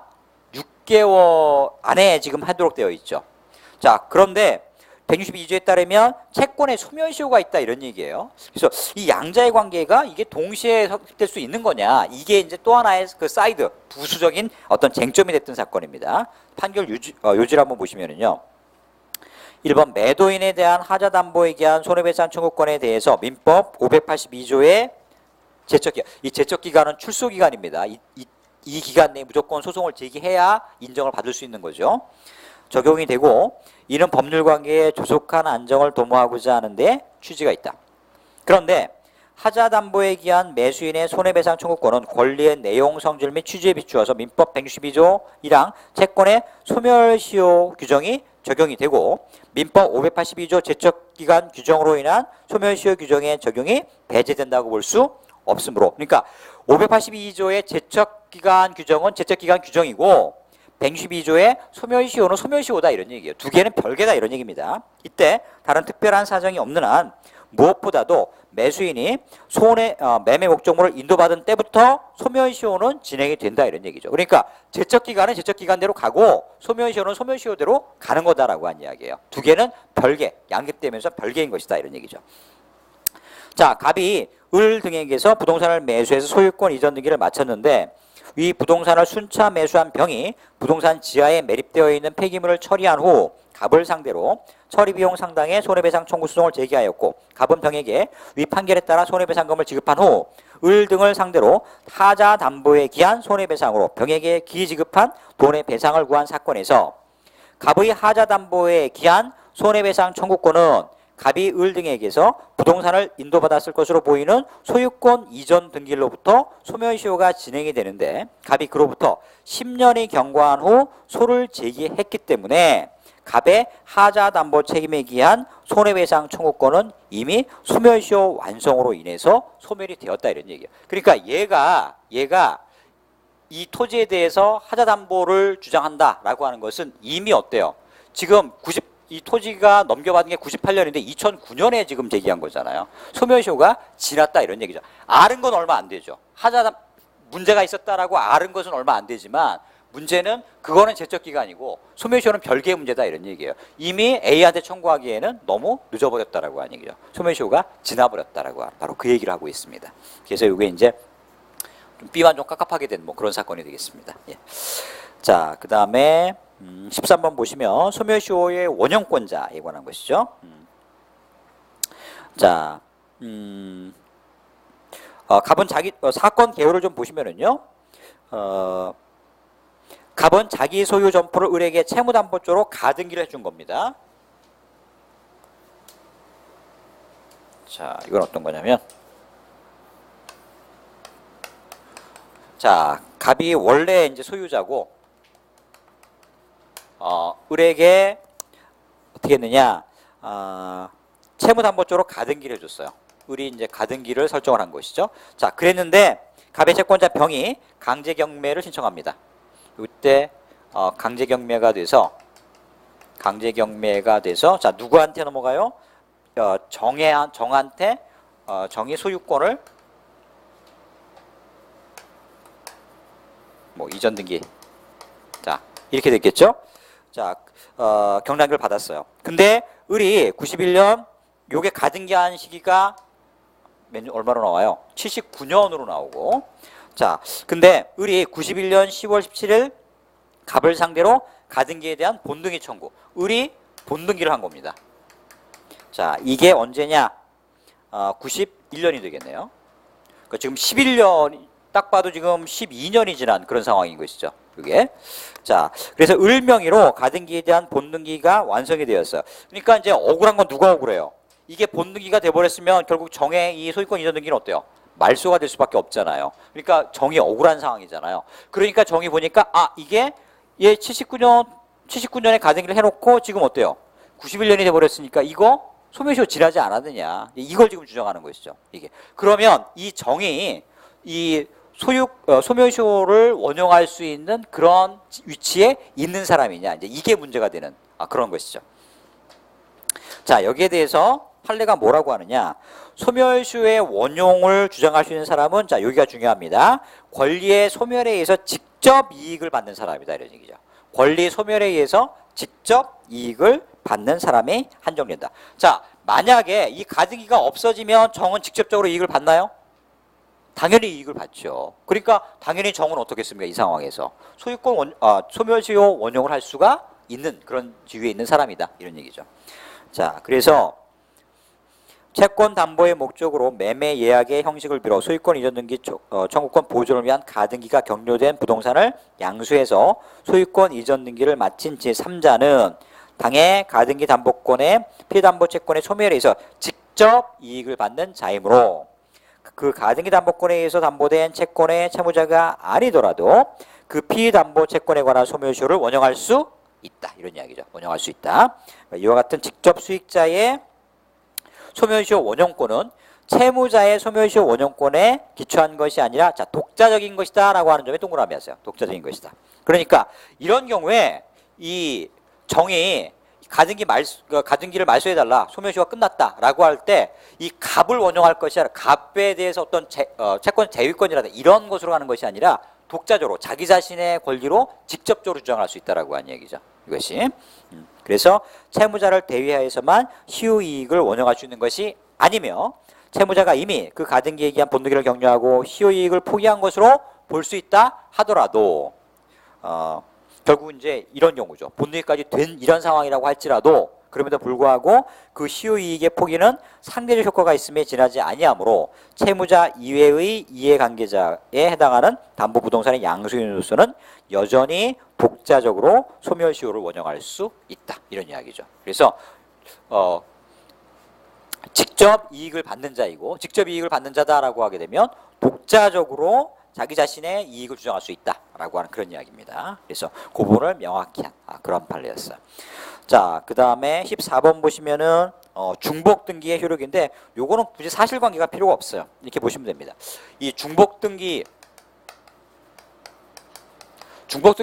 요즘에는 중복 등기가 있을 일이 없어요. 사실은 등기가 전부 다 전자화됐기 때문에 뭐 말이 안 되죠. 근데 옛날에는 이게 전자화도 안 되고 그 다음에 뭐 이렇게 등기소가 이전이 되고 막 이렇게 되면서 행정적인 문제가 있었기 때문에 예를 들어서 그 등기가 을 가다가 이 을을 시점으로 해가지고 예를 들어서 뭐 평 혹은 뭐 청 이런 식으로 뭐 A, B 여기는 C, D 이렇게 이제 쪼개져 버리는 이런 상황이 돼 버리면 이게 이제 말하자면 중복 등기인 그런 경우죠. 그러니까 이런 상황이 벌어질 수 있었다라고 한 이야기예요. 이럴 경우에 이거 처리를 어떻게 할 거냐 이런 얘기죠. 크게 두 가지 입장이 있죠. 어떤 입장이 있습니까? 하나가 어떤 입장? 자, 절차법적으로 따라갈 거냐? 아니면 실체관계에 맞춰서 갈 거냐. 그러니까 절차법설과 실체법설 이게 크게 두 가지로 나눠지는데요. 그러니까 실체법설이다라고 하는 것은 실질관계에 맞는 놈이 살아남는 거고 실체관계에 맞지 않은 놈은 다 말소다. 이렇게 되는 거고요. 자, 그게 아니라 이 절차법설에 따르게 되면 실체관계는 차치하고 일단 먼저 등기가 있는 놈 그거를 따라간 놈이 특별하게 문제가 없는 이상 그게 맞는 거야. 이런 얘기죠. 그러니까 나중에 등기가 된 놈은 그게 잘못된 거고 특별하게 문제가 없다라고 하게 되면 먼저 작성된 등기를 따라서 이어진 등기 요게 효력이 있는 것이다 라고 보는 거죠. 요거에 대한 어떤 논쟁이 있을 때 요거를 잠재운 판례가 바로 이 판례입니다. 그러니까 즉 이제 절차법설을 따라간다라고 하는 그런 얘기죠. 그래서 요건 사실관계는 필요 없고 거기 판결 유지를 봐주세요. 2번 판결 유지 보시면 동일 부동산에 관해서 등기 명의인을 달리하여 중복된 소유권 보존 등기가 격려된 경우에 먼저 이루어진 소유권 보존 등기가 원인 무효가 되지 않는 한 뒤에 된 소유권 보존 등기는 비록 그 부동산의 매수인에 의해서 이루어진 경우에도 1부동산 1용지주의를 채택하고 있는 부동산 등기법 아래에서 무효라고 해석함이 타당하다 이런 얘기죠. 그러니까 중복된 보존 등기가 격려됐다. 근데 먼저 이루어진 소유권 보존 등기가 원인 무효가 되지 않는 한 뒤에 있는 놈은 무조건 무효다 이런 얘기예요. 원칙적으로 이게. 그래서 원고가 소의 망인으로부터 그 소유인 토지를 매수하고 이미 망인 명의로 소유권 이전 등기가 격려되어 있던 위 토지에 관해서 원고 명의의 소유권 보존 등기를 격려한 경우에 망인 명의의 소유권 이전 등기 토대가 된 소유권 보존 등기가 원인 무효라고 볼 만한 아무런 주장 입증이 없다면 원고가 위 망인으로부터 위 토지를 매수했다 하더라도 망인 명의의 소유권 이전 등기에 의해서 소유권 이전기를 격려하지 아니하고 소유권 보존 등기를 격려한 이상 뒤에 격려된 원고 명의의 소유권 보존 등기는 이중 등기로서 무효다 이런 얘기죠. 다른 거 필요 없고 실체법설이 아니라 뭐에 따른다? 절차법설에 따른다. 그래서 먼저 된 등기가 특별히 원인 무효가 아니다라고 하게 되면 무조건 뒤에 있는 놈을 죽인다는 얘기예요. 그러니까 앞에 있는 놈을 살리고 뒤에 있는 놈을 죽인다 이런 얘기입니다. 예, 그래서 요거 이렇게 보시면 되겠어요. 자, 그 다음에 15번에 중간 생략 등기의 효력이다 이런 얘기죠. 자, 이 중간 생략 등기도 사실 이게 이제 세금과 관련해 가지고 많은 문제가 있는 거잖아요. 그러니까 중간에 예를 들어서 A에서 B로, B에서 C로, C에서 D로 이렇게 전전 이전이 된 것이 원칙인데 휙 이렇게 넘어가는 거죠. 그냥 등기가. 그러니까 최초의 매도인으로부터 최종의 매수인으로 휙 등기가 넘어가 버리는 이런 경우. 결국은 이 중간에 이 사람들이 등기부상 나타나지 않는 경우죠. 자, 요건 이제 부동산 특별조치법에 관해서 실질적으로 부동산 특별조치법에 따르게 되면 원칙적으로 이렇게 중간 생략 등기 인정하지 않는 것이죠. 하지만 당사자 사이에 합의를 했다라고 하면 그 합의까지, 사법적인 합의까지도 무효로 보지는 않겠다라고 하는 것이 그 입장이다라고 하는 이야기예요. 자, 한번 보도록 하겠습니다. 사건 개요를. 갑은 토지거래 허가구역 내 토지를 행정청의 허가 없이 을에게 매도했습니다. 자, 아까 토지거래 허가구역 내에서 토지를 매매할 때에는 계약이 유효가 되려면 뭐가 있어야 된다라고 했어요. 바로 이 허가가 필요하다라고 했었죠. 그러니까 이게 지금 당사자 간에 합의를 했지만 허가 없이 을에게 매도하고 을은 다시 이것을 어때요? 병에게 지금 매도를 했어요. 근데 이들 간에는 중간 생략 등기의 합의가 있었습니다. 그리고 갑에서 병으로 행정관청 허가를 받고 결국은 누가 빠진 거예요? 을이 누락이 된 상태에서 지금 그러니까 갑, 을, 병 이렇게 됐었는데 지금 이렇게 등기가 이어진 거죠. 이렇게. 결국은 이거는 이제 토지거래 허가를 잠탈한 그런 문제가 발생하는 것이죠. 그런데 이 갑과 병 사이에는 매매 계약이 당연히 없었죠. 병은 을하고 매매 계약을 맺었고 갑은 을하고 갑하고 을하고 계약을 맺고 을이 병하고 계약을 맺었지 갑하고 병 사이에는 당연히 계약이 없었잖아요. 자, 다만 중간 생략 등기 합의는 있었다 이런 얘기죠. 자, 그래서 갑과 병 사이에 매매 계약이 없었음을 이유로 토지거래 허가의 무효와 을과 병 사이의 거래는 부동법 위반으로 무효라고 주장을 했고, 그래서 갑은 병명의의 소유권 이전 등기 말소, 그러니까 이렇게 넘어간 등기 말소해달라라고 주장을 했다 이런 얘기죠. 그러니까 여기 쟁점이 됐던 것은 야 니네가 우리가 지금 중간 생략 등기 합의를 했잖니. 근데 왜 무효라고 주장하고 다시 명의를 돌려달라고 해? 라고 하는 것이 이제 이 병의 입장일 것이고, 갑은 아무리 이거 했어도 중간 생략 등기 합의를 했음에도 했다라고 하더라도 어차피 이 이전 등기 자체가 불가능한 거 아니냐. 그게 원칙인데 등기가 넘어간 거니까 나 말소해달라라고 하는 그런 내용이었어요. 자, 여기에 대해서 판례는 뭐라고 얘기를 하느냐. 여기서는 17페이지의 맨 밑쪽을 먼저 봐주세요. 거기 보시면 자, 즉 최초 매도인에서 최종 매수인 앞으로 직접 소유권의 이전 등기를 격려하기로 하는 중간 생략 등기의 합의가 있었다고 하더라도 이러한 증관 생략 등기의 합의란 부동산이 전전 매도된 경우에 각각의 매매 계약이 유효하게 성립함을 전제로 그 이행의 편의상 최초의 매도인으로부터 최종의 매수인 앞으로 소유권 이전 등기를 격려하기로 한다는 당사자의 합의에 불과하다. 그러니까 이거는 그러니까 매매 계약 합의가 아니다는 얘기예요.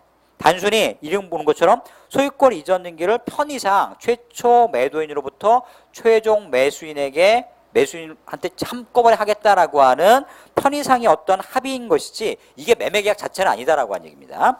그래서 최초의 매도인과 최종의 매매인 사이에 매매 계약이 체결됐다는 것을 의미하는 것은 아니다. 최초 매도인과 최종 매수인 사이에 매매 계약이 체결되었다고 볼 수 없고, 설사 최종 매수인이 자신과 최초 매도인을 매매 당사자로 하는 토지거래 허가를 받아 자신 앞으로 소유권 이전 등기를 격려하였다 하더라도 그러한 최종 매수인 명의의 소유권 이전 등기는 적법한 토지거래가 없는 한 격려된 등기로서 무효가 맞다 이런 이야기죠. 그러니까 너 돌려줘 이렇게 얘기가 되겠죠. 그래서 중간 생략 등기 합의가 있다라고 하더라도 그것이 매매 계약 자체는 아니다라고 하는 얘기입니다. 그러니까 결국은 갑하고 병 사이에는 애초에 매매 계약이 없었다는 얘기죠. 그러니까 실질적으로 등기가 이렇게 넘어갈 수가 없다라고 하는 이야기예요. 그러니까 이거 무효니까 되돌려라 이렇게 얘기가 되겠습니다. 예. 자, 그 다음에 16번 보시면 요거는 진정 명의인 회복을 원인으로 한 소유권 이전 등기 청구권인데, 자, 요것도 근래 30년 내에 탑 10 안에 드는 굉장히 중요한 판례입니다. 실질적으로. 자, 요렇게. 그러니까 A가 소유권 보존 등기를 했고, 그 다음에 근데 어떤 의미에선지 보존 등기, 이전 등기. 그래서 자기가 명의자로 등기가 돼 있었어요. 근데 자기가 모르는 사이에 이게 B로 넘어가고, 소유권 이전 등기가 되고, C로 넘어가고, D로 넘어갔어요. 그리고 상속되고 아주 복잡합니다. 그런데 이거를 한참 지난 다음에 A가 알았다 이런 얘기예요. 다 이게 말소된 거죠, 이렇게. 지금 그래서 예를 들어서 E가 소유권 이전 등기가 돼 있고 E가 명의자예요. 그러려면 옛날에는 어떻게 되느냐? 야, 내가 이거 원인 없이 불법 말소가 됐으니까, 자, 말하자면 B로 넘어간 거, 이거 말소를 해야 되고, 이게 말소가 됐으니까 이것도 말소를 해야 하고, 이게 말소가 됐으니까 이것도 말소를 해야 되고, 그 다음에 이게 말소가 됐으니까 이것도 말소를 해야 돼. 그러면서 이거를 되살리는 회복 등기가 이루어지는 이런 상황이 되었어야 됐거든요. 근데 문제는 뭐냐? 이게 시간이 굉장히 길어지게 되면 B는 죽고 C는 이민 가고 D는 행방불명이고 이렇게 돼버리면 A가 어때요? 소송을 할 수가 없다는 얘기입니다. 사실은 이게 시간도 오래 걸리고, 이럴 때 A가 취할 수 있는 좋은 방법이 뭐가 있느냐? 원칙적으로는 이 말소 등기를 해야 돼, 말소 등기 청구를 해야 되겠지만, 그렇지 못한 경우에 이 상태에서 바로 A로 소유권 이전 등기를 하면 결국 어때요? 말소 등기하고 동일한 효력이 있잖아요. 그래서 이게 진정 명의인 회복을 위한 소유권 이전 등기라고 합니다. 그래서 이게 소유권 말소 등기하고 동일한 효력이 있어요. 그래서 이게 의미를 갖는 건 뭐냐면, 얘가 진정 명의인 회복을 위한 소유권 이전 등기를 이전 등기 청구를 하고 난 다음에 말소 등기 청구를 하게 되면 결국은 두 개는 소송이 같은 거예요, 다른 거예요? 같은 소송이죠. 그러면 이미 전소에서 판결이 났다라고 하면 똑같은 소송을 다시 제기하면, 자, 무슨 문제가 생기나요? 기판력에 저촉되는 그런 문제가 생긴다라고 하는 얘기죠. 그래서 이 경우는 이제 그때 소유권 진정 명의 회복을 위한 소유권 이전 등기 청구든 혹은 말소 등기 청구든 간에 똑같은 것이기 때문에 하나가 먼저 제기된 다음에 다른 하나를 제기하는 것은 아까 말씀드렸던 것처럼 기판력 위반이에요. 받아주지 않는다라고 하는 얘기입니다. 그러니까 부적법 각하를 당하는 것이고, 그 다음에 이 소유권, 그러니까 진정 명의 회복을 위한 소유권 이전 등기를 하기 위해서는 요건이 있어요.